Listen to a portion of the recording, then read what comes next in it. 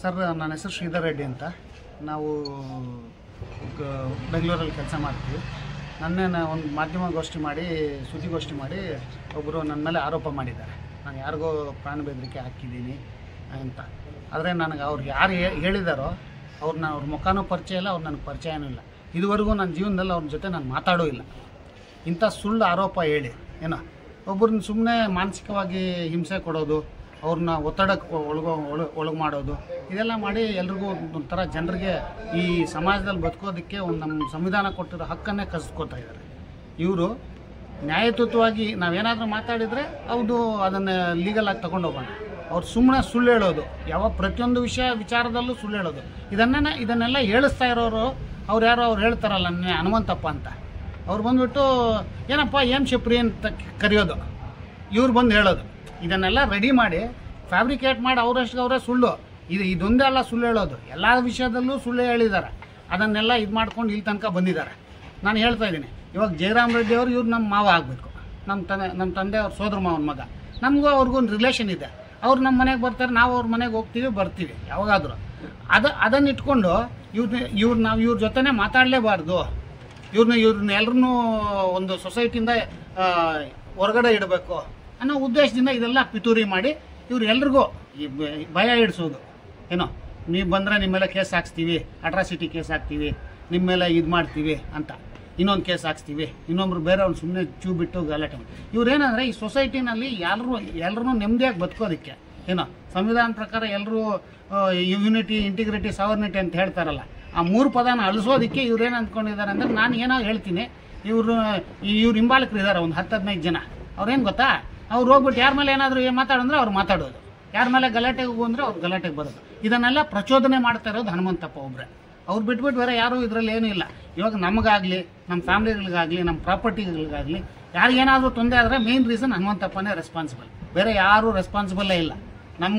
ನಮ್ಮ ಬೇರೆಯವ್ರು ಯಾರೂ ಶತ್ರುಗಳು ಇಲ್ಲ, ಬೇರೆಯವ್ರು ಯಾರಿಂದ ತೊಂದರೆ ಇಲ್ಲ. ಅದೇ ರೀತಿ ಇವ್ರ ಫ್ಯಾಮಿಲಿಗಳಿಗೂ ಅಷ್ಟೇ. ಇವಾಗ ಸುಮಾರು ಈ ಜಮೀನು ವಿವಾದ ಸ್ಟಾರ್ಟ್ ಆಗಿ 2013ರಲ್ಲಿ ಸ್ಟಾರ್ಟ್ ಆಗಿದೆ. 2013ರಲ್ಲಿ ಅವರು ಕೇಸ್ ಹಾಕ್ಕೊಂಡಿದ್ದಾರೆ, ಊರವರು ವರ್ಸಸ್ ಜಯರಾಮ್ ರೆಡ್ಡಿ. ಕೋರ್ಟ್ ಏನಿದೆ, 2013ರಿಂದ 2021 ತನಕ ಕೇಸ್ ನಡೆದು ಊರವ್ರಿಗೆ ಸಂಬಂಧ ಇಲ್ಲ, ಇದು ರೆವಿನ್ಯೂ ಡಿಪಾರ್ಟ್ಮೆಂಟು ಮತ್ತು ಅವ್ರಿಗೆ ನಡೆದಿರೋದು. ಸೊ ಅದರಿಂದ ನಿಮ್ಮಿಬ್ಬರದು ಅಲ್ಲ ಅಂದ್ಬಿಟ್ಟು ಒಂದು ಇದು ಮಾಡಿದ್ದಾರೆ. ಅದರಲ್ಲಿ ಇವ್ರು ಡಾಕ್ಯುಮೆಂಟ್ ಸಲ್ಲಿಸಿದ್ರು, ಯಾರು ಜಯರಾಮ್ ರೆಡ್ಡಿ ಅವರು. ಅದು ಹೆಚ್ಚು ಕಡಿಮೆ ಆರ್ಡರ್ ಆಗಿತ್ತು. ಇವ್ರೇನಾದರೂ ಜಯರಾಮ್ ರೆಡ್ಡಿ ಅವ್ರು ಮತ್ತೆ ಅಪೀಲ್ ಹೋದ ಕೋರ್ಟಲ್ಲಿ ಜಯರಾಮ್ ರೆಡ್ಡಿ ಅವ್ರದ್ದೇ ಸೂಟ್ ಶೆಡ್ಯೂಲ್ ಪ್ರಾಪರ್ಟಿ ಅಂತ ಹೇಳ್ಬಿಟ್ಟು ಡಿಕ್ಲೇರ್ ಮಾಡ್ತಾರೆ. ಇವಾಗ ನೆನ್ನೆ ಅವರು ಪ್ರೆಸ್ ಮೀಟ್ ಮಾಡಿದಾಗ, ಪ್ರಸ್ತಾವನೆ ಮಾಡಿದಾಗ ಒಂದು ಹೇಳ್ತಾರೆ, 2021ರಲ್ಲಿ ಆರ್ಡರ್ ಆದಾಗ ಇಬ್ಬರದು ಅಲ್ಲ ಆಸ್ತಿ ಅಂತ ಹೇಳ್ತಾರೆ, ಅದಕ್ಕೆ ಇದು ಗೌರ್ಮೆಂಟ್ದು ಅಂತ. ಆಮೇಲೆ ಅಪೀಲ್ ಹೋದಾಗ ಅದೇ ಕೋರ್ಟ್, ಮಾನ್ಯ ನ್ಯಾಯಾಲಯ ಏನು ಹೇಳುತ್ತೆ, ಇದು ಜಯರಾಮ್ ರೆಡ್ಡಿ ಅವ್ರದ್ದು ಆಸ್ತಿ ಅಂತ ಹೇಳುತ್ತೆ. ಇದನ್ನು ಇವರು ಮತ್ತೆ ಹೈಕೋರ್ಟ್ಗೆ ಹೋಗಿ ಪ್ರಶ್ನೆ ಮಾಡ್ತಾರೆ, ರಿವೈಸ್ ಸೆಕೆಂಡ್ರಿ ಅಪೀಲ್ ಹಾಕೋತಾರೆ. ಯಾರು, ಹನುಮಂತಪ್ಪ ಮತ್ತು ಅವ್ರ ಹಿಂಬಾಲಕರು ಯಾರು ಇದರಲ್ಲಿ ಇದ್ದಾರೋ ಅವರೆಲ್ಲ ಹೋಗ್ಬಿಟ್ಟು ರಿವೈಸ್ ಅಪೀಲ್ ಹಾಕ್ತಾರೆ. ಚಲಪತಿ ಅವರೆಲ್ಲ, ಅವ್ರು ಯಾರ್ಯಾರು ಇದ್ದಾರೆ ಅವರೆಲ್ಲರೂ ಹೋಗಿ ರಿವೈಸ್ ಅಪೀಲ್ ಹಾಕಿದಾಗ ಆ ರಿವೈಸ್ಡ್ ಅಪೀಲ್ ಏನಾಗುತ್ತೆ, ಡಿಸ್ಮಿಸ್ ಆಗುತ್ತೆ. ಅವಾಗ ಡಿಸ್ಮಿಸ್ ಆದರೆ ಈ ಸೂಟ್ ಪ್ರಾಪರ್ಟಿ ಓನರ್ ಯಾರು, ಹೈಕೋರ್ಟ್ ಪ್ರಕಾರ ಜಯರಾಮ್ ರೆಡ್ಡಿ ಅಂತ ಡಿಕ್ಲೇರ್ ಆಗುತ್ತೆ. ಜಯರಾಮ್ ರೆಡ್ಡಿ ಅಂತ ಡಿಕ್ಲೇರ್ ಆದಾಗ ಇವ್ರು ಖಾತೆ ಆಗಬೇಕು ಅಂದ್ಬಿಟ್ಟು ಸಿವಿಲ್ ಕೋರ್ಟಲ್ಲಿ, ಸಿವಿಲ್ ಕೋರ್ಟಲ್ಲಿ ಕೇಸ್ ಮಾಡ್ತಾರೆ. ಕೇಸ್ ಮಾಡಿದಾಗ ಇವ್ರು ಬಂದುಬಿಟ್ಟು ಸಿವಿಲ್ ಕೋರ್ಟ್ ಆರ್ಡರ್ ಕೊಡುತ್ತೆ, ತಹಸೀಲ್ದಾರ್ ಡೈರೆಕ್ಟ್ ಮಾಡುತ್ತೆ, 3 ತಿಂಗಳೊಳಗಡೆ ನೀವು ಖಾತಾ ಮಾಡಬೇಕು, ಇದಕ್ಕೆ ಪರ್ಮನೆಂಟ್ ಇಂಜೆಕ್ಷನ್ ಕೊಡ್ತಾ ಇದ್ದೀವಿ, ಈ ಸೂಟ್ ಶೆಡ್ಯೂಲ್ ಪ್ರಾಪರ್ಟಿ ಇವ್ರದ್ದೇ ಅಂತ ಹೇಳುತ್ತೆ. ಈ ಆರ್ಡರ್ ಬಂದ ಮೇಲೆ ಇವರು ಖಾತಾ ಮಾಡ್ಕೊಳ್ಳೋದಕ್ಕೆ ಅರ್ಜಿ ಹಾಕ್ಕೊಂಡಿರ್ತಾರೆ. ಯಾರು, ಜಯರಾಮ್ ರೆಡ್ಡಿ ಅವರು ಅರ್ಜಿ ಹಾಕ್ಕೊಂಡು. ಈ ಅರ್ಜಿ ಹಾಕ್ಕೊಂಡ್ಮೇಲೆ ಇವ್ರೇನು ಮಾಡಿದ್ದಾರೆ, ಇವಾಗ ಜಮೀನು ಏನಾದರೂ ಅವ್ರಿಗಾಗುತ್ತೆ ಅಂದ್ಬಿಟ್ಟು ಒತ್ತಡ ಹೇರೋದಕ್ಕೆ ಸ್ಟಾರ್ಟ್ ಮಾಡೋದು ಇವರು ಎಲ್ಲರ ಮೇಲೇನೋ, ಜನರ ಪಬ್ಲಿಕ್ ಮೇಲೆ. ಇವಾಗ ಈ ಇನ್ಸ್ಟೆನ್ಸಸ್ಸಲ್ಲಿ ಹನುಮಂತಪ್ಪ ಅವ್ರು ಬಂದಿದ್ದು ಫಸ್ಟ್ ಟೈಮು ಈ ಇಶ್ಯೂನಲ್ಲಿ ಎಂಟರ್ ಆಗಿದ್ದು 2021ರಲ್ಲಿ. ಆವಾಗ ಅಂದಿನ ತಹಸೀಲ್ದಾರ್ ಆಗಿದ್ದ ಸುಜಾತಾ ಮೇಡಮ್ಮು ಮತ್ತೆ taluk survey department, revenue department ಎಲ್ಲರೂ ಸೇರಿ ಏನು ಹೇಳ್ತಾರೆ, ಯಾವಾಗ ಕೇಸಲ್ಲಿ ಇಬ್ಬರದು ಇಲ್ಲ ಅಂತ ಹೇಳಿದ ತಕ್ಷಣ ಇವ್ನು ಸುಮ್ಮನೆ ಬಂದ್ಬಿಟ್ಟು ಒಂದು ಬೋರ್ಡ್ ನಾಡಿಸ್ಬಿಟ್ಟು ಇದು ಮಾಡ್ತಾನೆ. ಇವರು ಸುಮಾರು 1962ನಲ್ಲಿ ಅವ್ರಿಗೆ ಇದಾಗಿರುತ್ತೆ, ಮಂಜೂರಾಗಿರುತ್ತೆ. 62-63 ಏನೋ ಅರ್ಥ ಆಯ್ತಾ.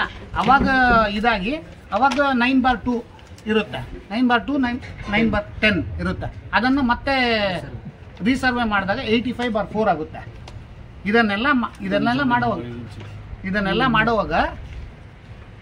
ಮಾಡಾದ್ಮೇಲೆ ಇವ್ರು ಏನಾಗಿರುತ್ತೆ, ಇವ್ರ ಕಾರಣಾಂತರಗಳಿಂದ ಇವ್ರು ಯಾರು ಅದನ್ನು ದಾಖಲೆಯನ್ನು ಪರಿಶೀಲನೆ ಮಾಡ್ಕೊಂಡು ಅವ್ರು ಖಾತೆ ಮಾಡ್ಕೊಂಡಿರೋದಿಲ್ಲ. ಈ ಖಾತೆ ಮಾಡ್ಕೊಂಡಿಲ್ಲದೆ ಇರೋ ಈ ಅವಕಾಶ ಹಿಡ್ಕೊಂಡು ಇವ್ರು ಏನು ಮಾಡ್ತಾರೆ, 2021ರಲ್ಲಿ ಯಾವಾಗ ಕೋರ್ಟು ಪ್ಲೇಂಟಿಫ್ ಹಾಕಿರೋ ಚಲಪತಿ ಅವರು ಮತ್ತು ಇನ್ನೊಂದು 5-6 ಜನ ಸೇರಿ ಹಾಕಿರ್ತಾರ, ನಿಮ್ಮದು ಅಲ್ಲ ಜಯರಾಮ್ ರೆಡ್ಡಿದು ಅಲ್ಲ ಅಂತ ಯಾವಾಗ ಕೋರ್ಟ್ ಒಂದು ಆರ್ಡರ್ ಮಾಡುತ್ತಲ್ಲ, ಫಸ್ಟ್ ಆರ್ಡರ್, ಅದನ್ನು ಇಟ್ಕೊಂಡು ಇವ್ರು ಏನು ಮಾಡ್ತಾರೆ, ಬಂದ್ಬಿಟ್ಟು ಇವರು ಆ ಜಮೀನಲ್ಲಿ ಸುಮಾರು 60 ವರ್ಷದಿಂದ ಇದ್ದರು. 60 ವರ್ಷದಿಂದ ಇದ್ದ ಅವ್ರ ಜಮೀನ ವ್ಯವಸಾಯ ಮಾಡ್ಕೊಂಡು ಬಂದಿರತಕ್ಕಂಥ ಬೋರ್ ಇರುತ್ತೆ, ಇಟ್ಟಿಗೆ ಶೆಡ್ ಇಟ್ಕೊಂಡಿರ್ತಾರೆ. ಅವ್ರ ಪೂರ್ವಿಕರನ್ನ ಅಲ್ಲಿ ಊತಿರ್ತಾರೆ, ಅಲ್ಲಿ ಸಮಾಧಿಗಳು ಕಟ್ಟಿರ್ತಾರೆ. ಆ ಸಮಾಧಿಗಳನ್ನು ಯಾರಾದರೂ ಆಗಲಿ ನೀವು ತಾವು ಎಲ್ಲರೂ ಪ್ರಜ್ಞಾವಂತರೇ, ಯಾರಾದರೂ ಆಗಲಿ ಅವ್ರ ಜಮೀನು ಅಲ್ಲದೆ ಇದ್ರೆ ಅವರು ಸಮಾಧಿಗಳು ಕಟ್ಕೋತಾರ, ಇಲ್ಲ ಒಂದು ಸ್ಮಶಾನದಲ್ಲಿ ಹಾಕ್ತೀವಿ, ಇಲ್ಲಾಂದ್ರೆ ಒಂದು ನಮ್ಮ ಜಮೀನಲ್ಲಿ ನಮ್ಮ ಹಿರಿಯರನ್ನ ಹಾಕ್ಕೊತೀವಿ, ಹೌದಲ್ವಾ? ಅವ್ರು ಜ್ಞಾಪಕಾರ್ಥವಾಗಿ ಹಂಗೆ ಹಾಕ್ಕೊಂಡಿರೋ ಇದನ್ನು 2021ರಲ್ಲಿ ಇವರೆಲ್ಲ ಸೇರಿ ಇವ್ರು ಪ್ರಚೋದನೆ ಮಾಡಿ ಒಂದು ಗುಂಪು ಕಟ್ಟಿ ಗಲಾಟೆ ಮಾಡಿಸಿ ಇರೋ ಶೆಡ್ ನೋಡಿತಾರೆ. ಏನಕ್ಕಂದ್ರೆ ಸರ್ಕಾರಿ ಸ್ವತ್ತು ಅಂತೇಳಿ ಯಾವಾಗ ತಹಸೀಲ್ದಾರ್ ಸುಜಾತ ಮೇಡಮ್ ಅವ್ರು ಬಂದು ಇದನ್ನು ಬೋರ್ಡ್ ಹಾಕ್ತಾರಲ್ಲ, ಅವಾಗ ಇವ್ರು ಏನು ಮಾಡ್ತಾರೆ, ಸರ್ಕಾರದ ಇದು ಡಿಪಾರ್ಟ್ಮೆಂಟ್ನು, ಪೊಲೀಸ್ ಡಿಪಾರ್ಟ್ಮೆಂಟು ಮತ್ತು ರೆವಿನ್ಯೂ ಡಿಪಾರ್ಟ್ಮೆಂಟ್ ಎರಡನ್ನೂ ಇಟ್ಕೊಂಡು ಇವ್ರೇನು ಮಾಡ್ತಾರೆ, ಈ ಸರ್ಕಾರದಂತ ಬೋರ್ಡ್ ಹಾಕ್ಸಿ ಇವ್ರ ಮೇಲೆ ಸುಮ್ಮನೆ ಎರಡು ಅಟ್ರಾಸಿಟಿ ಕೇಸ್ಗಳು, 4 ಕ್ರಿಮಿನಲ್ ಕೇಸ್ ಹಾಕ್ಸ್ತಾರೆ. ಯಾರು? ಹನುಮಂತಪ್ಪ ಅವರು ಇದೆಲ್ಲ ಪ್ರಚೋದನೆ ಮಾಡಿರೋದು ಇವರೇ. ಬಟ್ ಇಷ್ಟೆಲ್ಲ ಆದ್ರೂ 26 ಜನ ಮೇಲೆ ಕೇಸ್ ಆಗುತ್ತೆ. ಯಾರು ಶೆಡ್ಗಳು ಹೊಡೆದಿರ್ತಾರೋ ಅದ್ರ ರೆಕಾರ್ಡಿಂಗ್ ಇರುತ್ತೆ, CCTV ಯಾವುದೋ ರೆಕಾರ್ಡಿಂಗ್ ಸಮಾಧಿಗಳು ಇದು ಹೊಡೆದಿರೋ ರೆಕಾರ್ಡಿಂಗ್ ಇರುತ್ತೆ, ಅದರಲ್ಲಿ ಕೇಸ್ ಆಗುತ್ತೆ. ಪಾಪ ಯಾರು ಬೇರೆಯವ್ರು ಇರ್ತಾರೋ, ಅವ್ರ ಪ್ರಚೋದನೆ ಒಳಗಾಗಿರ್ತಾರೋ ಅವ್ರ ಮೇಲೆ ಕೇಸ್ ಆಗುತ್ತೆ. ಇವ್ರು ಅವಾಗ ಪೊಲೀಸವರು ಅಲ್ಲೇ ಇದ್ರು, ಅವರೇ ವಿಡಿಯೋ ತೆಗೆದಿರೋದು, ಪೊಲೀಸ್ ಅವ್ರದೇ ಪ್ರೂಫ್. ಅಂಥವ್ರ ಮೇಲೆ ಕ್ರಿಮಿನಲ್ ಕೇಸ್ ಆದಾಗ ಇವರು ಆ ಸಂದರ್ಭದಲ್ಲಿ ಯಾರೂ ಇಲ್ಲ, ಎಲ್ಲ ಪ್ರಚೋದನೆ ಮಾಡೋದು, ಹಿಂದ್ಗಡೆ ಇರೋದು, ನಡೆಸೋದು. ಶೆಡ್ಗಳು ಇದೆಲ್ಲ ಹೊಡೆದಾಗ 2021ರಲ್ಲಿ 3 ತಿಂಗಳು ಅಲ್ಲೇ ರಿಸರ್ವಾನು ಇದೆಲ್ಲ ಹಾಕಿರ್ತಾರೆ. ಅವಾಗ ಏನಾಗುತ್ತೆ, ಇವ್ರೇನು ಮಾಡ್ತಾರೆ, ನಾವು ನ್ಯಾಯಾಲಯ ಮೊರೆ ಹೋಗ್ಬೇಕು, ನಮ್ಗೆ ಇಲ್ಲೆಲ್ಲೂ ನ್ಯಾಯ ಸಿಗ್ತಾ ಇಲ್ಲ ಅಂದ್ಬಿಟ್ಟು ನ್ಯಾಯಾಲಯ ಮೊರೆ ಹೋಗ್ತಾರೆ. ಯಾವಾಗ ಈ ನ್ಯಾಯಾಲಯ ಮೊರೆ ಹೋದ್ರೆ ಫಸ್ಟ್ ಇನ್ಸ್ಟೆನ್ಸಲ್ಲೇ ರೆಗ್ಯುಲರ್ ಅಪೀಲ್ ಹೋಗ್ತಾರಲ್ಲ ಸೆಷನ್ಸ್ ಕೋರ್ಟಲ್ಲೇ ಇವ್ರಿಗೆ ಆಗುತ್ತೆ ಆ ಜಮೀನು ಆದಮೇಲೆ ಇವ್ರು ಏನು ಮಾಡ್ತಾರೆ, ಮತ್ತೆ ಅವರು ರಿವೈಸ್ಡ್ ಅಪೀಲ್ ಹೈಕೋರ್ಟ್ಗೆ ಹಾಕೋತಾರಲ್ಲ, ಹೈಕೋರ್ಟ್ಗೆ ಹಾಕೊಂಡಾಗ ಏನಾಗುತ್ತೆ, ಮತ್ತೆ ಅವ್ರ ಕೇಸ್ ಡಿಸ್ಮಿಸ್ ಆಗುತ್ತೆ. ಅವಾಗ ಶೆಡ್ಯೂಲ್ ಪ್ರಾಪರ್ಟಿ ಯಾರ್ದು? ಜಯರಾಮ್ ರೆಡ್ಡಿ ಅವ್ರದ್ದೇ. ಆದರೆ ಕೂಡ ಇವ್ರು ಏನು ಗೊತ್ತಾ, ಇವಾಗ ಖಾತೆ ಮಾಡಿಬಿಡ್ತಾರಂತ ದಬ್ಬಾಳಿಕೆಗೆ, ಸುಮ್ಮನೆ ಇಲ್ಸಲ್ದೇ ಇರೋ ಆರೋಪಗಳು ಮಾಡೋದು. ಇವಾಗ ನಮ್ಗೆ ನೆಂಟರವರು, ನಾವು ನೆಂಟರ ಹತ್ರ ಮಾತಾಡಬಾರ್ದಾ? ಇಲ್ಲ ನಾವು ತಾಲೂಕು ಆಫೀಸ್ ಬರಬಾರ್ದಾ? ಏನು ನಮ್ಮ ಹ್ಯೂಮನ್ ನಮ್ಮ ಫಂಡಮೆಂಟಲ್ ರೈಟ್ಸ್ನೇ ಕಸಿಯೋದಕ್ಕೆ ಇವರು ಪ್ಲಾನ್ ಮಾಡ್ತಾರೆ. ಏನೋ ಹುನ್ನಾರ ಮಾಡೋದು, ಇನ್ನೊಬ್ಬನ ಪ್ರಚೋದನೆ ಮಾಡೋದು, ಅವ್ರ ಹತ್ರ ಹೇಳ್ಸೋದು, ಇವ್ರ ಹತ್ರ ಹೇಳ್ಸೋದು. ಎಷ್ಟು ಸುಳ್ಳಪ್ಪ ಹೇಳಿಸ್ತೀಯ ಮರಯ್ಯ? ಜೀವನ ಎಲ್ಲ ಸುಳ್ಳೇನಾ? ಒಂದು ಸತ್ಯ ಆದರೂ ಮಾತಾಡೋ, ಒಂದ್ಸಲಿ ಸತ್ಯ ಆದರೂ ಮಾತಾಡಲಿ ಜೀವನದಲ್ಲಿ. ಸುಳ್ಳು ಹೇಳಿ ಸುಳ್ಳು ಕೇಸುಗಳು ಮಾಡಿ ಏನೋ ಯಾರಾದರೂ ಮಾತಾಡೋದಕ್ಕೆ ಹೋದ್ರೆ ಒನ್ ಅಟ್ರಾಸಿಟಿ ಶಾಸ್ತ್ರ, ಅಟ್ರಾಸಿಟಿ ಕೊಡೋದು, ಪ್ರಚೋದನೆ ಮಾಡೋದು, ಅಟ್ರಾಸಿಟಿ ಕೊಡಿಸ್ತೀವಿ, ಇಲ್ಲ ಇನ್ನೊಬ್ರ ಮೇಲೆ ಕಳಿಸ್ಬಿಟ್ಟು ಜಗಳ ಇಡಿಸ್ಬಿಟ್ಟು ಕ್ರಿಮಿನಲ್ ಕೇಸ್ ಮಾಡಿಸ್ತೀವಿ. ಜನರು ಭಯ ಬೀಳ್ತಾ ಇದ್ದಾರೆ. ಆ ಊರಲ್ಲಿ ಯಾರು ಹೊರಗಡೆ ಬರೋದಕ್ಕೆ, ಇವ್ರ ಮುಷ್ಟಿಯಿಂದ ಹೊರಗಡೆ ಬರೋದಕ್ಕೆ ಭಯ ಬೀಳ್ತಾ ಇದ್ದಾರೆ. ರೀಸನ್ ಏನು ಅಂದರೆ, ಎಲ್ಲಿ ಕೇಸ್ ಮಾಡಿಸ್ತಾನೋ, ಯಾವಾಗ ನಮ್ಗೆ ಏನು ಹೆಚ್ಚು ಕಡಿಮೆ ಆಗುತ್ತೆ, ಊರಲ್ಲಿ ಕಂಡೀಷನ್ ಮಾಡಿದ. ಇಷ್ಟೇ ಅಲ್ಲ, ಇದಿಷ್ಟೇ ಅಲ್ಲ, ಇವ್ರ ಜಮೀನುಗಳಿಗೆ ಹೋಗೋರು ದಾರಿ ಮುಚ್ಚಿದ್ದಾರೆ. ಇವ್ರ ಬೋರ್ವೆಲ್ಲು ಇದೆಲ್ಲ ಯಾವ್ದು ಕೃಷಿ ಚಟುವಟಿಕೆ ಮಾಡ್ಕೊಂಡಿರೋ ಪೈಪ್ಗಳು ಅದೆಲ್ಲ ಓಡಿಸಿ ಏನೋ ಸುಮ್ಮನೆ ವಿನಾಕಾರಣ ಎಲ್ಲ ತೊಂದರೆ ಮಾಡಿ. ನಾನು ಫೋಟೋ ತೋರಿಸ್ತೀನಿ, ಅದು ಫೋಟೋ ಬೇಕಾದ್ರೂ ತೋರಿಸ್ತೀನಿ. ಇದೆಲ್ಲನೂ ತೊಂದರೆ ಮಾಡ್ತಾರೆ. ಇಷ್ಟೆಲ್ಲ ಪ್ರಚೋದನೆ ಮಾಡಿ ಇಷ್ಟಕ್ಕೆಲ್ಲ ಅನಾಹುತಕ್ಕೆ ಇವರೇ ಕಾರಣ. ಯಾರು? ಹನುಮಂತಪ್ಪ ಅವ್ರು ಕಾರಣ ಇಟ್ಕೊಂಡು ನಾನು ನೋಡದೇ ಇರೋ ಮುಖಗಳಿಗೆ ನನ್ನನ್ನು ಜೀವ ಬೆದರಿಕೆ ಹಾಕಿದ್ದಾರೆ ಅಂತ ಹೇಳಿಸ್ತಾರೆ. ಅಂದರೆ ಇವ್ರು ಇನ್ನಿರೋ ಬೇರೆ ವಿಷಯಗಳನ್ನ ನೀವು ತಿಳ್ಕೊಬೇಕು. ಈ ಜಮೀನು ವಿಚಾರದಲ್ಲಿ ಇನ್ನೆಷ್ಟು ಫ್ಯಾಬ್ರಿಕೇಟ್ ಮಾಡಿರ್ತಾರೆ, ಇನ್ನೆಷ್ಟು ಸುಳ್ಳು ಹೇಳಿರ್ತಾರೆ, ಇನ್ನೆಷ್ಟು ಸತ್ಯಕ್ಕೆ ದೂರವಾದ ವಿಷಯಗಳನ್ನ ತಗೊಂಡ್ಬಂದು ಜನರಿಗೆ ತಲೆಗೆ ತುಂಬಿಸಿ ಜನರನ್ನು ಪ್ರಚೋದನೆ ಮಾಡ್ತಾ ಇದ್ದಾರೆ. ಏನೋ ಜನರಲ್ಲಿ ಆ ಊರಲ್ಲಿ ಇದ್ದಿದ್ದ ಶಾಂತಿ ಸುವ್ಯವಸ್ಥೆಯನ್ನು ಭಂಗ ಮಾಡಿ ಎಲ್ಲರೂ ನೆಮ್ಮದಿಯಲ್ಲಿ ಮಾಡ್ತಾ ಇದ್ದಾರೆ. ಇವಾಗ ಒಂದ್ಸಲ ಇವ್ರು ಹೇಳ್ಬೇಕಾದ್ರೆ ಮಾನಸಿಕ ಕಿರುಕುಳ ಕೊಟ್ಟು ಒಂಥರ ಎಲ್ಲೋ ಅವ್ರ ಜುಗುಪ್ಸೆ ಅವರಷ್ಟು ಆತ್ಮಹತ್ಯೆ ಮಾಡ್ಕೊಳ್ಳೋ ಲೆವೆಲ್ಗೆ ಹೋಗೋ ಪರಿಸ್ಥಿತಿ ತಲುಪ್ತಾ ಇದೆ. ಇದನ್ನು ಎಲ್ಲರೂ ಗಮನಿಸಬೇಕು. ಇದಕ್ಕೆ ಮೂಲ ಕಾರಣನೇ ಅವರು ಅವ್ರು ಇದ್ಕೊಂಡು ನೀವಾಗ ನಾವು ಹೇಳ್ತೀವಿ ಕೋರ್ಟಲ್ಲಿ ನಿಮ್ಗೆ ಆಗಿದ್ರೆ ನೀವೇ ತಗೊಳ್ಳಿ, ನಮ್ಗೆ 1 ಇಂಚು ಬೇಡ, ಕೋರ್ಟಲ್ಲಿ ನಿಮ್ಗಾಗಿದ್ರೆ ನೀವೇ ತಗೊಳ್ಳಿ, 1 ಇಂಚು ಬೇಡ. ಇವಾಗ ನಾವು ತಾಲೂಕು ಆಡಳಿತನೂ ಇನ್ನೊಂದು ಮನವಿ ಮಾಡ್ಕೋತಾ ಇದೀವಿ. ನಾವು ಖಾತೆ ಆಗ್ಬೇಕು ಅಂತ ಜಯರಾಮ್ ರೆಡ್ಡಿ ಅವ್ರು ಹಾಕಿದ್ದಾರೆ, ಅಪ್ಲಿಕೇಶನ್ ಹಾಕಿದ್ದಾರೆ. As per the order of the court you should execute the khata. ನೀವು ಖಾತಾ ಎಕ್ಸಿಕ್ಯೂಟ್ ಮಾಡ್ತೀರಾ, ನೀವು ಮೇಲ್ಮನವಿ ಸಲ್ಲಿಸಿದ್ರೆ ಅಪೀಲ್ ಹೋಗಿದ್ದಾರೆ, ರೈಟ್, ನಾನು ಒಪ್ಕೋತೀನಿ. ನೀವು ಖಾತಾ ಎಕ್ಸಿಕ್ಯೂಟ್ ಮಾಡಿ, ಮೇಲ್ಮನವಿ ನೀವು ಸಬ್ಮಿಟ್ ಮಾಡಿದ್ರೆ ಆ ಕೋರ್ಟಲ್ಲಿ ನಿಮ್ಗಾದ್ರೆ ಖಾತಾ ಕ್ಯಾನ್ಸಲ್ ಮಾಡಿ. ನೀವು ಪಾನಿನ ಜಯರಾಮ್ ರೆಡ್ಡಿ ಹೆಸರು ತೆಗೀರಿ. ನಿಮ್ಮನ್ನ ಯಾರಾದರೂ ಬೇಡ ಅಂತಾರ? ಎಲ್ಲ ನಿಮ್ಮ ಹತ್ರನೇ ಇರೋದಲ್ಲ, ಕಂಟ್ರೋಲ್ ಅಡ್ಮಿನಿಸ್ಟ್ರೇಷನ್ ನಿಮ್ಮ ಹತ್ರ ಇರೋದು. ನಿಮ್ಮ ಕೋರ್ಟ್ ಡೈರೆಕ್ಷನ್ ಕೊಟ್ಟಿದ್ರೆ 3 ಮಂತ್ಸ್ ಅಂತ, 3 ಮಂತ್ಸಲ್ಲಿ ತಗೊಂಡು ಮಾಡಿ. ನೆನ್ನೆ ಹೇಳಿದ್ರು ಇನ್ನೊಂದೇನೋ ಪ್ರಸ್ತಾಪನೆ ಮಾಡ್ತಾ ಇದ್ರು. 12 ಸಲ ಬಂದಿದೆ ತಹಸೀಲ್ದಾರ್ ಅವ್ರ ಆಫೀಸ್ಗೆ, ತಹಸೀಲ್ದಾರ್ ಆಫೀಸಲ್ಲಿ ಡಾಕ್ಯುಮೆಂಟ್ ಕೊಟ್ಟಿಲ್ಲ ಅಂತ.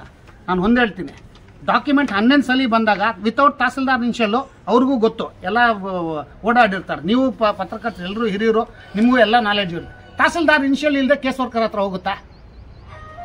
ಕೋರ್ಟಿಂದ ಯಾವ ಪಿಪಿಯಿಂದ ಆದರೂ ಬರಲಿ, ಯಾರ ಹತ್ರ ಇಂದ ಆದರೂ ಬರಲಿ, ದಯವಿಟ್ಟು ಸರ್ ತಾವು ಅರ್ಥ ಮಾಡ್ಕೊಳ್ಳಿ.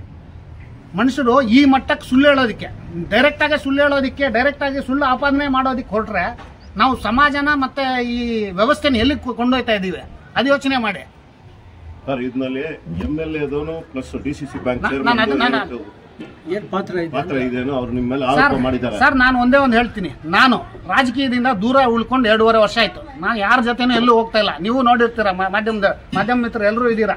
ನಾನು ಒಂದೇ ಒಂದು ದಿವಸ ಕೂಡ ಎಲ್ಲೂ ಬರ್ತಾ ಇಲ್ಲ. ನಾನೇನಾದ್ರೂ ಬಂದಿದ್ದೀನ? ನಾನು ಯಾರ ಜೊತೆಗೂ ಹೋಗ್ತಾ ಇಲ್ಲ, ಎಲ್ಲೂ ಕಾಣಿಸ್ಕೋತಾ ಇಲ್ಲ. ಅವ್ರಿಗೂ ಇದಕ್ಕೂ ಸಂಬಂಧನೇ ಇಲ್ಲ. ಇವ್ರು ಅರ್ಜಿ ಹಾಕಿದ್ದಾರೆ, ಇವ್ರು ಯಾವಾಗಾದ್ರೂ ಕೇಳಿರ್ಬೋದು, ಮೇಡಮ್ ನಮ್ದು ಏನೋ ಅಪ್ಲಿಕೇಶನ್ ಹಾಕಿದ್ದೀವಿ, ಏನೋ ಅನುಕೂಲ ಮಾಡ್ಕೊಡಿದ್ದೆ, ಬಟ್ ಅದಕ್ಕಿಂತ ಅವ್ರಿಗೂ ಇದಕ್ಕೂ ಏನೂ ಸಂಬಂಧ ಇಲ್ಲ. ನಮ್ಮ ಕೋರ್ಟ್ ಆರ್ಡರ್ ಇದೆ, ನಮ್ಮ ಕೋರ್ಟ್ ಆರ್ಡರ್ ಪ್ರಕಾರ ಮಾಡಬೇಕು. ನಮಗೇನು ಬೇರೆಯವರು ಇದು ಮಾಡಿ ಮಾಡಿಸೋ ಅವಶ್ಯಕತೆ ಇಲ್ಲ. ಇವಾಗ ನಾನೇನಾದ್ರೂ ಓಡಾಡ್ತಾ ಇದ್ರೆ ನೀವು ಹೇಳ್ತಾ ಇರೋದು ರಾಜಕೀಯವಾಗಿ ಪ್ರೇರಿತ ಅಂತ ಹೇಳ್ಕೊಬೋದು. ನಾನು ಓಡಾಡೋದು ಬಿಟ್ಟು 2.5 ವರ್ಷ ಆಗಿದೆ. ದಯವಿಟ್ಟು ತಮ್ಗೆಲ್ರಿಗೂ ಗೊತ್ತಿದೆ, ನಾನು ಮೊದಲಿಂದನೂ ಆಕ್ಟಿವ್ ಆಗಿದ್ದೆ ಪಾಲಿಟಿಕ್ಸಲ್ಲಿ. ಇವಾಗ ನಾನು ಸ್ವಲ್ಪ ದೂರ ಸರ್ಕೊಂಡಿದ್ದೀನಿ ನನ್ನ ಪರ್ಸನಲ್ ವೈಯಕ್ತಿಕ ಕಾರಣಗಳಿಂದ. ನಾನು ಅದರಿಂದ ಯಾರ್ದು ಪಾಪ ಮೇಡಮ್ ಅವ್ರನ್ನೂ ಇದು ಮಾಡ್ತಾರೆ, ಮತ್ತೆ ಅಧ್ಯಕ್ಷ ಗೋವಿಂದಗೌಡರು ಸರ್ನೂ ಇದು ಮಾಡ್ತಾರೆ. ಏನೋ ಡೌನ್ ಏನಕ್ಕೆ ಡೌನ್ ಅಪ್ಪ? ಏನು ವಿಚಾರಕ್ಕೆ? ನೀನು ಸುಮ್ಮನೆ ಹಿಂಗೆ ಈ ಥರ ದೊಡ್ಡವ್ರ ಮೇಲೆ ಆರೋಪ ಮಾಡಿ ಸುಳ್ಳು ಪ್ರಚಾರ ಗಿಟ್ಸ್ಕೊಂಡು ಗಿಮಿಕ್ ನೀನು ಒಂದೇ ದಿವಸ ಹಠಾತ್ ಲೀಡರ್ ಆಗಿಬಿಡ್ಬೇಕು. ಏನಂದ್ರೆ ದೊಡ್ಡವ್ರ ಮೇಲೆ ಆರೋಪ ಮಾಡಿದ್ರೆ ಇವ್ನು ಯಾರಪ್ಪ ದೊಡ್ಡ ಲೀಡರ್ ಆಗ್ಬಿಡ್ತಾನೆ ಅಂತ. ಬಟ್ ಇದೆಲ್ಲ ಸುಳ್ಳು. ಒಂದೇ ಒಂದು ಹೇಳ್ತೀನಿ, ಅವರು ನ್ಯಾಯಯುತವಾಗಿದ್ರೆ ನ್ಯಾಯವಾಗಿದ್ದರೆ ಏನೋ ಹೇಳ್ತಾ ಇದ್ದ, ಅದೇನೋ ನಾನು ಬಿಡುಗಡೆ ಮಾಡ್ತೀನಿ ಅದು ಇದು ಅಂತ. ಅವ್ನು ಬಿಡುಗಡೆ ಮಾಡ್ಕೊಳ್ಳಿ, ನಮಗೇನು ಇದೇನು ಅಭ್ಯಂತರ ಇಲ್ಲ. ಒಂದು ಹೇಳ್ತೀನಿ, ಅವ್ರಿಗೂ MLAಗಾಗಲಿ ಗೋವಿಂದಗೌಡ್ರಿಗಾಗಲಿ ಈ ವಿಚಾರದಲ್ಲಿ ಯಾವುದೇ ಸಂಬಂಧ ಇಲ್ಲ. ಅವ್ರು ಇವನೇನು ಗೊತ್ತಾ, ಇವನೊಂದು ಗಿಮಿಕ್ಕು. ದೊಡ್ಡವ್ರ ಮೇಲೆ ಆರೋಪ ಮಾಡಿದ್ರೆ ಯಾರಪ್ಪ ಹನುಮಂತು ಅಂತ ಕೇಳ್ತಾರಲ್ಲ ಸಿಕ್ಕಿದವ್ರು, ಇದೊಂದು ಗಿಮಿಕ್. Gimmick trend ಇಟ್ಕೊಂಡ್ಬಿಟ್ಟಿದ್ದಾನೆ. ಎಲ್ಲರನ್ನೂ ಏನಂದ್ರೆ ಅದು ಮಾತಾಡೋದು, ದೊಡ್ಡವರು ಸಣ್ಣವರು, ದೊಡ್ಡವರು ಚಿಕ್ಕವರು ಇದೇ ಇಲ್ಲ ಅಲ್ವಾ? ಅದು ಇಟ್ಕೋಬೇಕು. ಯಾರಾದರೂ ಮನುಷ್ಯ ನಾವು ಈ ಸೊಸೈಟಿನಲ್ಲಿ ಬಾಳೋವಾಗ ಒಂದು ಇದು ಇಟ್ಕೋಬೇಕು. ಒಂದು ದೊಡ್ಡವ್ರಿಗೆ ಏನು ಮರ್ಯಾದೆ ಕೊಡಬೇಕು, ಚಿಕ್ಕವ್ರ ಹತ್ರ ಹೆಂಗೆ ನಡ್ಕೋಬೇಕು ಅನ್ನೋದು ಒಂದು ಇದು ಇಟ್ಕೋಬೇಕು. ಅದು ಬಿಟ್ಬಿಟ್ಟು ಏನಂದ್ರೆ ಅದು ಮಾತಾಡೋದು, ಯಾರಂದ್ರೆ ಅವ್ರನ್ನ ಕರೆಯೋದು, ಏನಂದ್ರೆ ಅದು ಅನ್ನೋದು.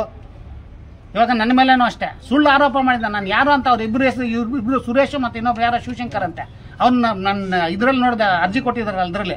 ನಾನು ಅವ್ರನ್ನ ನೋಡೋ ಇಲ್ಲ ನನ್ನ ಜೀವನದಲ್ಲಿ. ಇದುವರೆಗೂ ನಾನು 47 ವರ್ಷ ವಯಸ್ಸು, ಇದುವರೆಗೂ ನಾನು ಅವ್ರನ್ನ ಮಾತಾಡ್ಸೂ ಇಲ್ಲ. ಯಾವತ್ತಾದರೂ ಒಬ್ಬನ ಮಾತಾಡಿದ್ದೀನ? ಅದರಲ್ಲಿ ಇನ್ನೊಂದೇನೋ ಬರ್ದಿದ್ದಾನೆ, ಏನೋ ನಾನು ಮೊದಲೇನೋ ಜಗಳ ಆಡಿದ್ನಂತೆ ಅವನ ಮೇಲೆ. ಮತ್ತೆ ಇದೆ, ನಾನು ಮೊದಲು ಜಗಳ ಆಡಿದರೆ ನನ್ನ ಮೇಲೆ ಕೇಸ್ ಇರುತ್ತಲ್ಲ, ಅವ್ರಿಗೂ ನನಗೆ ಇಲ್ಲ ಅಂದ್ರೆ ಒಂದು ರಾಜಿ ಆದರೂ ಮಾಡಿರ್ತಾರಲ್ಲ, ಎಲ್ಲೋ ಒಂದು ಲೆಟರ್ ಆದರೂ ಇರಬೇಕಲ್ಲ.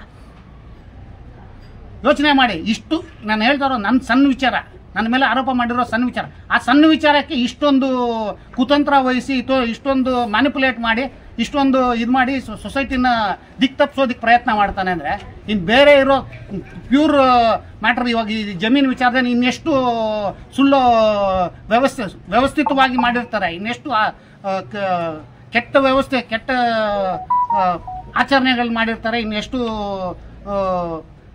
ಜನರ ಸೊಸೈಟಿನ ತಪ್ಪಿಸೋದಕ್ಕೆ ಏನೇನು ಮಾಡಿರ್ತಾರೆ ನೀವೇ ಯೋಚನೆ ಮಾಡ್ಕೋಬೇಕು. ನಾನೇನು ಹೇಳೋದಂದರೆ ಇವ್ರ ಬಗ್ಗೆ ಮಾತಾಡ್ಬೇಕು. ನಾನು ಇನ್ನೂ ನನ್ನ ಮಾತ್ರ ಇವಾಗ ನೀವು ಕೇಳಿದ್ದಕ್ಕೆ ಅಧ್ಯಕ್ಷರು ಇವ್ರದ್ದು ಮಾತಾಡಿದೆ, ಮೇಡಮ್ ಅವ್ರದ್ದು. ಇವಾಗ ಇವ್ರದ್ದು ಜಯರಾಮ್ ರೆಡ್ಡಿ ಅವ್ರದ್ದು ನೋಡಿ, ನಾನು ಮಾತಾಡಬಾರ್ದಾಗಿತ್ತು. ನಾನು ಇಷ್ಟು ನನಗೆ ಸಂಬಂಧ ಇರಲಿಲ್ಲ ಅಂತ ನಾನು ಸುಮ್ಮನೆ ದೂರ ಉಳ್ಕೊಂಡಿದ್ದೆ. ಇವಾಗ ಹೇಳ್ತೀನಿ, ಇವ್ರು ನೋಡಿ, ಜಗಳ ಆದರೆ ಊರಲ್ಲಿ ಪ್ರಾಪರ್ಟಿ ಪ್ರಾಪರ್ಟಿ ಡಿಸ್ಪ್ಯೂಟು ಇದನ್ನೆಲ್ಲ ಮಾಡಿರೋದು ಅವ್ನ ಹಿಂಬಾಲಕರೇ, ಬೇರೆ ಯಾರು ಇಲ್ಲ. ಅವನು ಇಲ್ಲ, ಅವ್ನ ಹಿಂಬಾಲಕರು. ಇದಕ್ಕೆಲ್ಲ ನೇರ ಹೊಣೆ ಹನುಮಂತಪ್ಪನೇ. ಇದುವರೆಗೂ ಇವ್ರು 3 ವರ್ಷ ಆಗಿದೆ ಏನೋ ಕೆಲವೊಂದು ಜಮೀನುಗಳಿಗೆ ದಾರಿ ಮುಚ್ಚಿದ್ದಾನೆ ಬೇಕಂತ. ಇರೋ ರಸ್ತೆ ಮುಚ್ಚೋದು ಏನೋ ಅಧಿಕಾರಿಗಳಿಗೆ ಧಮಕಿ ಹಾಕೋದು ಇದೆ. ಇದು ಹೊಡೆದ ಎಷ್ಟು ದಿನ ಆಯ್ತು? 3 ವರ್ಷ ಆಯ್ತು. ನಾನು ಹೇಳ್ತಾ 3 ವರ್ಷದಿಂದ ಪೊಲೀಸ್ ಸ್ಟೇಷನ್ಗೆ ಹೋಗಿ ಕೊಟ್ಟಿದ್ದಾರೆ. ಏನು ಆಕ್ಷನ್ ತಗೊಂಡಿಲ್ಲ. ಅಂದಿನ ಸರ್ಕಾರ ಅವ್ರದ್ದು ಅವ್ರು ಹೇಳ್ತಾ ಇದ್ರಲ್ಲ ನಮ್ಗೆ ರಕ್ಷಣೆ ಬೇಕು ಅಂತ. ಪೊಲೀಸ್ ಸ್ಟೇಷನ್ಗೆ ಹೋದ್ರೆ ಅಲ್ಲಿ ನ್ಯಾಯ ಸಿಕ್ಕಿಲ್ಲ ಅಂತಂದ್ರೆ ಮೇಲ್ಗಡೆ ಇದಾರೆ, ಅವ್ರ ಮೇಲ್ಗಡೆ SP ಸರ್ SP ತನಕ ಕೊಟ್ಟಿದ್ದೀವಿ ಸರ್. ಲೆಟರ್ SP ಗೂ ಕೊಟ್ಟಿದ್ದೀವಿ ಸರ್. ಅದೆಲ್ಲ ಅಂದಿನ SP ಗೆ ಅಲ್ಲೇ ಕೊಟ್ಟಿರ್ತಿದ್ದು ಸರ್. ಇನ್ನೊಂದು ಹೇಳ್ತೀನಿ, ಇವಾಗ ನಮ್ಮ ಕುಟುಂಬಗಳಿಗಾಗ್ಲಿ ನಮ್ಗಾಗ್ಲಿ ಯಾರಿಗಾದ್ರೂ ಏನಾದ್ರೂ ತೊಂದರೆ ಮಾಡ್ಬೇಕಾದ್ರೆ ಹನುಮಂತಪ್ಪ ಹಿಂಬಾಲಕರೇ ಕೇಸುಗಳು ಕೊಡೋದು ಅವ್ರಿಗೆ ಸಪೋರ್ಟ್ ಚೆನ್ನಾಗಿ. ನಾವು ಎಲ್ಲಿ ಹೋದ್ರು ಕೂಡ ನಮ್ಮ ಕೆಲಸ ಏನು ಆಗ್ತಾ ಇಲ್ಲ. ಪೊಲೀಸ್ ಸ್ಟೇಷನ್ ಮುಂದೆ ಕೂತ್ಕೊಂಡು ಧರಣಿ ಮಾಡಿದ್ದಾರೆ. ಅವರು ಕೇಸ್ ಬುಕ್ ಮಾಡಿಲ್ಲ. ನಮ್ಮ ಮೇಲೇನೆ ಕಂಪ್ಲೇಂಟ್ ಕೊಟ್ಟಿದಾರಪ್ಪ, ನಾವ್ ಯಾವ ತರ ಕೇಸ್ ಬುಕ್ ಮಾಡೋದು ನೋಡಿ. ಎಲ್ಲ ಫೋಟೋಸ್ ಎಲ್ಲ ಇಟ್ಟು ಅವ್ರು ಕೊಡೋ ಕೇಸ್ ಫೈಲ್ ಮಾಡ್ತಾರೆ. ಅದು ಇವರು ರಾಜಕೀಯ ಪ್ರಭಾವ ಬೀರಿ, ಹನುಮಂತಪ್ಪ ಅವರು ರಾಜಕೀಯ ಪ್ರಭಾವ ಬೀರಿ ತಹಸೀಲ್ದಾರ್ ಮೇಲೆ ಒತ್ತಡ ಏರಿ ಹಾಕಿರ್ತಾರೆ. ಇವಾಗ 60 ವರ್ಷದಿಂದ ಒಬ್ರು ಯಾರಾದ್ರೂ ಮಾಲೀಕತ್ವದಲ್ಲಿದ್ರೆ ಅದನ್ನು ಹಠಾತ್ ಆಗಿ ಯಾರು ತೆರವುಗೊಳಿಸೋದಕ್ಕಾಗಲ್ಲ. ಆದ್ರೂ ಅಂತ ಕೆಲಸ ಮಾಡಿ, ದೌರ್ಜನ್ಯ ಮಾಡಿ ಅಂತ ಕೆಲಸ ಮಾಡಿ ಅಂತ ಮತ್ತೆ ಇವ್ರು ಬೇರೆ ಅವ್ರ ಬೇರೆ ಮುಖಂಡರು ಇವರೆಲ್ಲ ಸೇರ್ಕೊಂಡೆ ಇದನ್ನೆಲ್ಲ ಮಾಡಿದ್ದು. ಇವಾಗ ಅವ್ರಿಗೇನಾಗಿದೆ ಅಂದ್ರೆ ಅವಾಗ ಅಧಿಕಾರ ಇತ್ತು. ಇವಾಗ ನನ್ನೇ ಹೇಳ್ತಾರೆ ನನ್ನ ರಕ್ಷಣೆ ಕೊಟ್ರೆ ಅಂತಾರೆ. ಯಾರಪ್ಪ ನೀನು ರಕ್ಷಣೆ ಯಾರಾದ್ರೂ ಕಸ್ಕೊಂಡಿದ್ದಾರೆ? ನೀನೇ ಇವ್ರು ರಕ್ಷಣೆ ಕಸ್ಕೊಂಡಿದ್ಯಾ ಏನೋ? ಅವ್ರ ಫಂಡಮೆಂಟಲ್ ರೈಟ್ಸೇ ಕಿತ್ತಾಕೊಂಡ್ಬಿಟ್ಟಿದ್ಯಾ. ಇವಾಗ ನಮಗೂ ಅಷ್ಟೇ, ನಾವು ತಾಲೂಕ್ ಆಫೀಸ್ ಬರಬಾರ್ದಾ ಏನು ಸ್ವಾಮಿ? ಬರಬಾರ್ದ ನಾವು ತಾಲೂಕ್ ಆಫೀಸ್ ಬರಬಾರ್ದು ಅಂತ ನೀನು ಏನು ಹೇಳೋದು? ನಮ್ಮನ್ನ ಯಾವನ ಮಾತಾಡ್ದ ಅಂತ. ನೀನು ಮಾತಾಡಿರೋದಕ್ಕೆ ಏನೋ ಡಾಕ್ಯುಮೆಂಟ್ ಇದೆಯಾ? ನಾನು ಮಾತಾಡಿದ್ದೀನಿ ಅಂತ ರೆಕಾರ್ಡಿಂಗ್ ಇದೆಯಾ? ನಾನು ಅವ್ರ ಮುಖನೂ ಗೊತ್ತಿಲ್ಲ. ನಾನು ನಿಜವಾಗ್ಲೂ ಹೇಳ್ತಾ ಇದ್ದೀನಿ, ನಾನು 47 ವರ್ಷ ವಯಸ್ಸು, ಇದುವರೆಗೂ ನಾನು ಅವ್ರ ಮುಖನೂ ನೋಡಿಲ್ಲ. ಅಂತ ಕೆಲಸಗಳನ್ನೆಲ್ಲ ಇದು ಮಾಡಿದ್ದಾರೆ. ಮತ್ತೆ ಸರ್ 17 ಜನರು ಸೈಕಲ್ ಪಡ್ಕೊಂಡು ಜಮೀನುಗಳನ್ನ ತಗೊಂಡಿದ್ದಾರೆ. ನೀವು ಅದನ್ನ ಬಿಟ್ಕೊಟ್ರೆ ನಾನು ದೇವಸ್ಥಾನ ಜಾಗವನ್ನ ಬಿಟ್ಕೊಡ್ತೀನಿ ಅಂತ ಜಯರಾಮ್ ರೆಡ್ಡಿ ಬೆದರಿಸ್ತಾ ಇದ್ದಾರೆ ಅಂತ ನಾನು ಹೇಳಿ ಕೇಳಿ. ACK DCK ತಹಸೀಲ್ದಾರ್ ಕಿಚಿನ ಪೇಪರ್ 3 ಇದು 2021 ಏನೋ 2021 ಈ ತರ ಆರೋಪ ಬಂದಾಗ ಜಯರಾಮ್ ರೆಡ್ಡಿ ಅವರು ಇದು ಜೋಡಿ ಗ್ರಾಮ ಇದಿರೋದ್ರಿಂದ 100 ಎಕರೆ ಮೇಲೆ ಆ ತರ ಆಗಿದೆ. ಜೋಡಿ ಗ್ರಾಮ ಇರೋದ್ರಿಂದ ಕೆಲವು ಜಮೀನುಗಳು ಹದ್ಲು ಬದಲಾಗಿರ್ತವೆ. ಹದ್ಲು ಬದಲಾದಾಗ ಇವ್ರು ಒಂದೇ ಇದು ಕೊಟ್ಟಿದ್ದಾರೆ, ACಗೆ DCಗೆ ತಹಸೀಲ್ದಾರ್ಗೆ 3 ಕೊಟ್ಟಿದ್ದಾರೆ. ಸ್ವಾಮಿ ಈ ತರ ನಮ್ಮ ಜಮೀನು ಅವ್ರ ಮೇಲೆ ಹೋಗಿದೆ, ಅವ್ರ ಜಮೀನು ನಮ್ಮ ಮೇಲೆ ಇದೆ, ಅವ್ರದ್ದು ಏನಾದರೂ ಮಾಡ್ಕೊಳಂಗಿದ್ರೆ ನಮ್ಗೇನು ಅಭ್ಯಂತರ ಇಲ್ಲ, ಅವ್ರು ಮಾಡ್ಕೊಳ್ಳಿ. ಇದು ಬೇಕು ಅಂತ ವ್ಯವಸ್ಥಿತವಾಗಿ. ಇವಾಗ ನಾನು ಹೇಳ್ತಾ 2021ರಿಂದ ಸುಮಾರು 4 ವರ್ಷ ಆಗ್ತಾ ಇದೆ. ಅವಾಗಲೇ ಹೋಗಿ ಅವ್ರು ಮಾಡ್ಕೋಬೋದಾಗಿತ್ತು. ಅರ್ಜಿಗಳು ಹಾಕ್ಕೊಂಡು ಅವ್ರು ಮಾಡ್ಕೊಂಡಿದ್ರೆ, ಇವ್ರು ಮಾಡ್ಕೊಡದೇ ಇದ್ದಿದ್ರೆ ಇವ್ರು ತಪ್ಪು. ನಾನು ಹೇಳ್ತಾ ಇದ್ದೀನಿ, ಇವ್ರು ಮಾಡ್ಕೊಡದೇ ಇದ್ದಿದ್ರೆ ಅವ್ರು ತಪ್ಪು. ಇವ್ರು ನಾವು ಮಾಡೋದಕ್ಕೆ ರೆಡಿ ಅಂತಾನೆ ಕೊಟ್ಬಿಟ್ಟಿದ್ದಾರೆ. ನೀವು ಖಾತಾ ಮಾಡ್ಕೊಳಂಗಿದ್ರೆ ಡೈರೆಕ್ಟ್ ಖಾತಾ ಮಾಡ್ಕೊಳ್ಬೇಕಾದ್ರೆ ಎಲ್ಲಿ ಸರ್ವೆ ಸೈನ್ ಹಾಕಬೇಕು, ಸೈನ್ ಹಾಕ್ತೀನಿ ಅಂತಾರೆ. ಸ್ಕೆಚ್ಗಳು ಮಾಡಿಸ್ಕೋಬೇಕಲ್ಲ, ಸೈನ್ ಹಾಕ್ಸ್ಕೊಂಡು ಕ್ಲಿಯರ್ ಮಾಡಿಸ್ಕೋಬೇಕಾಗಿತ್ತು. ಅವಾಗ ಆಗಿರೋದನ್ನ ಇವಾಗ ಸುಮ್ಮನೆ ಸುಳ್ಳು ಆರೋಪ ಅಲ್ವಾ ನಾನು ಹೇಳೋದು? ಅದು ಮುಗಿದೋಗಿ 4 ವರ್ಷ ಆಗಿ ಇವ್ರು ಲೆಟರ್ ಕೊಟ್ಟ ಮೇಲೂ ಅವ್ನು ಕೆಲಸ ಮಾಡಿಸ್ಕೋದಿರಾ. ಇವಾಗ ಹತ್ರ ಪಂಚಾಯತಿ ಎಲೆಕ್ಷನ್ ಬರ್ತಾ ಇದೆ, ಇದಕ್ಕೊಂದು ಗಿಮಿಕ್ಕು ರಾಜಕಾರಣ ಕಟ್ಟೋದು, ಇನ್ನೇನು ಬೇರೆ ಏನಿಲ್ಲ. సుమ్నే ఆ టైం ಬಂದಾಗ ಏನೋ విచారణ దొడ్డ ఎపిసోడ్ 47 నుంచి మైపేట్ వచ్చి మైపేట్ నుంచి నాగపతి వచ్చి వచ్చింది. ಅವ್ರು ಹೇಳೋದು ಅರ್ಥ ಆಗ್ತಿದೆ. ಸುಮಾರು 40 ವರ್ಷ ಮೊದಲೇ ಅವ್ರ ತಂದೆ ಹೆಸರು ಬಂದಿತ್ತು. ಅವ್ರ ತಂದೆ ಹೆಸರಿಂದ ಇವ್ರ ಮೇಲೆ ಇದೆ. ಬಟ್ ಸೋದಿಂದಲ್ಲಿ ಅವರೇ ಇದ್ದಾರೆ. ಇವ್ರೇನು ಯಾರು ಹೋಗ್ಬಿಟ್ಟು ಅವ್ರು ಸೋದಿಂದಲ್ಲಿ ಇರೋರಿಗೆ ನೀವು ನಿಮ್ಮ ದಾಖಲೆ ನೀವು ಸರಿಪಡಿಸ್ಕೊಳ್ಳಿ ಅಂತ ಇವ್ರು ಆಲ್ರೆಡಿ ಕೊಟ್ಬಿಟ್ಟಿದ್ದಾರಲ್ಲ. ಇವ್ರು ಮಾಡಿಕೊಡ್ತಾ ಇದ್ರೆ ಇವ್ರು ತಪ್ಪು. ನಾನು ಯಾರಾದ್ರಾಗಲಿ ನಿಜ ರೈಟ್ ಅಂತ ಹೇಳ್ಬೇಕು, ತಪ್ಪಿರೋದನ್ನ ತಪ್ಪು ಅಂತ ಹೇಳಬೇಕು, ಸರಿ ಇರೋದನ್ನ ಸರಿ ಅಂತ ಹೇಳ್ಬೇಕು, ತಪ್ಪು. ಸರ್ ಎಲ್ಲ ಆಲ್ರೆಡಿ ಅವರು ಹೇಳಿದ್ದಾರೆ, ನಿಮ್ಮ ಮೇಲೆ ಹೇಳಿದಾರಲ್ಲ, ನಿಮ್ಮ ಹೆಸರು ಹೇಳಿದ್ದಾರೆ, ಅದ್ರ ಬಗ್ಗೆ ಏನು ಹೇಳ್ತೀರಾ ಅದನ್ನ ಹೇಳಿ ಸರ್. ನಾನು ಅವಾಗಲೇ ಪ್ರಸ್ತಾವನೆ ಮಾಡ್ತೀನಿ. ನಾನು ಯಾರ್ದ ಹತ್ರನೂ ಮಾತಾಡಿಲ್ಲ. ನನಗೆ ಯಾರು ಅವರಿಬ್ಬರು ಅಂತೂ ಗೊತ್ತಿಲ್ಲ. ನಾನು ಇದುವರೆಗೂ ಅವ್ರು ನೋಡೋ ಇಲ್ಲ. ನನ್ನ ಜೀವನದಲ್ಲಿ ಇದುವರೆಗೂ ನಾನು ಅವ್ರು ಮಾತಾಡೋ ಇಲ್ಲ. ಇನ್ನೊಂದು, ಇದನ್ನೆಲ್ಲ ಸುಳ್ಳು ಆರೋಪ ಮಾಡಿಸಿರೋದು ಹನುಮಂತಪ್ಪ ಪ್ರಚೋದನೆ ನೀಡಿ ಈ ಥರ ಎಲ್ಲರ ಮೇಲೇನೂ ಆರೋಪ ಮಾಡಿಸಿದೆ. ಅವ್ರ ಮೇಲೆ ಒತ್ತಡ ಹಾಕಿ ಏನೋ ಎಲ್ಲರೂ ಅವರಿಂದ ಇವಾಗ ನಮ್ಗೆ ಎಲ್ಲರನ್ನೂ ಇವರಿಂದ ಚದುರಿಸ್ಬೇಕು, ಚದುರಿಸ್ಬಿಟ್ಟು ಅವ್ರದ್ದು ಇವಾಗ ನಮ್ಗೆ ಅವ್ರ ರಿಲೇಷನ್. ನಾನು ಮಾತಾಡಬಾರ್ದೇನಪ್ಪ? ಇದು ನನ್ನ ಫಂಡಮೆಂಟಲ್ ರೈಟ್ ಅಲ್ವಾ, ನಾನು ಯಾರ ಜೊತೆ ಮಾತಾಡೋದು. ಸಂವಿಧಾನನೇ ನಮ್ಗೆ ಹಕ್ಕು ಕೊಟ್ಟಿದೆ. ಅದನ್ನೇ ಇವರು ವ್ಯವಸ್ಥಿತವಾಗಿ ಪಿತೂರಿ ಮಾಡಿ ಕಸ್ಕೊಳ್ಳೋದಕ್ಕೆ ಪ್ರಯತ್ನ ಪಡ್ತಿದ್ದಾರೆ ಅಂದರೆ ಇನ್ನು ಇವರು ಇನ್ನೆಂಥ ಕೆಲಸ ಮಾಡೋದಕ್ಕೆ ಹಿಂದ್ಗಡೆ ಆಗ್ತಾರೆ, ಇನ್ನೆಂಥ ಕೆಲಸ ಮಾಡೋದಕ್ಕೆ ಹಿಂದ್ಗಡೆ ಆಗ್ತಾರೆ. ಸರ್, ಈಗ ಕೋರ್ಟ್ ಬಂದ್ಬಿಟ್ಟು 3 ತಿಂಗಳ ಒಳಗಾಗಿ ಖಾತೆ ಚೇಂಜ್ ಆಗಬೇಕು ಅಂತ ಕೊಟ್ಟಿದ್ದಾರೆ. ಹೌದು, ಈಗಾಗಲೇ 2 ತಿಂಗಳಾಗಿದೆ, ಇನ್ನೂ 1 ತಿಂಗಳಿದೆ. ಈಗ ನಿಮ್ಮ ಇದು ನೆಕ್ಸ್ಟ್ ಮೂವ್ ಏನಾಗುತ್ತೆ, ಏನಿರುತ್ತೆ ಸರ್? ಇವಾಗ ನಾನು ಇದರಲ್ಲಿ ಇಷ್ಟು ದಿವಸ ಇನ್ವಾಲ್ವ್ ತಹಸೀಲ್ದಾರ್ ಮಾಡಲ್ಲ ಮಾಡ್ತೀನಿ ಅಂತ ಏನು ಹೇಳಿಲ್ಲ ಸರ್. ಇದುವರೆಗೂ ನಾನು ಇಷ್ಟು ದಿವಸ ಡೈರೆಕ್ಟಾಗಿ ಇನ್ವಾಲ್ವ್ ಇರಲಿಲ್ಲ. ಅವ್ರು ಏನಂದರೆ ಅವ್ರು ಏನಾದರೂ ನಮ್ಮ ಹತ್ರ ಬರ್ತಾಯಿದ್ರು, ನಮ್ಗೆ ಅವ್ರಿಗೂ ನೆಂಟೆಸ್ತೋ ಇದೆ, ಬರ್ತಾಯಿರೋ ಹೋಗ್ತಾಯಿದ್ರು, ಏನಾದರೂ ಕೇಳಿದ್ರೆ ನಮ್ಗೆ ಸಜೆಷನ್ ಕೊಡ್ತಾಯಿದ್ರು ಅಷ್ಟೇ. ಇವಾಗ ಇವ್ರು ಹೇಳ್ತಾ ಇದ್ದಾರೆ, ನಾವು ಇವಾಗ ತಹಸೀಲ್ದಾರ್ ನಾನು ಹೋಗ್ಬಿಟ್ಟು ರಿಕ್ವೆಸ್ಟ್ ಮಾಡ್ಕೊತೀನಿ, ಮೇಡಮ್ ನಮಗೆ 3 ತಿಂಗಳೊಳಗಡೆ ಕೋರ್ಟು ಪರ್ಮನೆಂಟ್ ಇಂಜೆಕ್ಷನ್ ಕೊಟ್ಟಿದೆ. ಇಂಜೆಕ್ಷನ್ ಕೊಟ್ಟಿರೋದ್ರಿಂದ ಪ್ಲಸ್ ಆರ್ಡರ್ ಮಾಡೋದಕ್ಕೆ 3 ತಿಂಗಳೊಳಗಡೆ ಆರ್ಡರ್ ಮಾಡಬೇಕು ಅಂತ, ಖಾತೆ ಮಾಡಬೇಕು ಅಂತ ನಿಮ್ಗೆ ಆರ್ಡರ್ ಆದೇಶ ಮಾಡಿಸಿದೆ. ಸೊ ಅದನ್ನು ದಯವಿಟ್ಟು ತಾವು ಪಾಲನೆ ಮಾಡಿ ನಮಗೆ ಖಾತೆ ಮಾಡಿಕೊಡ್ಬೇಕು ಅಂತ ಹೇಳ್ತೀನಿ. ಅವರು ಇನ್ನೊಂದು ಇವಾಗ ಅಪೀಲ್ ಹೋಗಿದ್ದಾರೆ ಅಂತ ಗೊತ್ತಾಯಿತು, ನಮ್ಮ ನೆನ್ನೆನೋ ಮೊನ್ನೆನೋ. ಅಪೀಲ್ ಹೋಗಲಿ, ನಾವೇನು ಬೇಡ ಅಂತ ಹೇಳಲ್ಲ.